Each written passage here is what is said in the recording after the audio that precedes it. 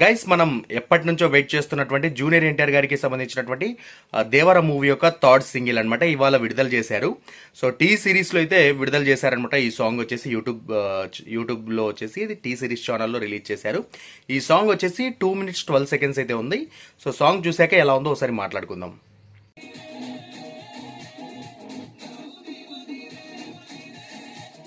Guys song అయితే చూసేసాం కదా. ఈ సాంగ్ చూసాక నాకు అనిపించింది ఏంటంటే ఈ సాంగ్ యొక్క ఒక మాస్ నంబర్ అనిపించింది. సో ఇందులో జూనియర్ ఎన్టీఆర్ గారి కాస్ట్యూమ్స్ కానివ్వండి, మాస్ స్టెప్స్ కానివ్వండి బాగా అనిపిస్తాయి అనమాట. చూస్తున్నంతసేపు కాస్త ఫ్రెష్గా అనిపిస్తాయి జూనియర్ ఎన్టీఆర్ గారికి సంబంధించి. అండ్ జూనియర్ ఎన్టీఆర్ గారి పక్కన జాన్వీ కపూర్ గారు వేసినటువంటి స్టెప్స్ కూడా పర్వాలేదు, జూనియర్ ఎన్టీఆర్ గారికి తగ్గట్టుగా తన పక్కన మంచిగా పర్ఫామ్ చేశారు జాన్వీ కపూర్ గారు కూడా అనిపించింది.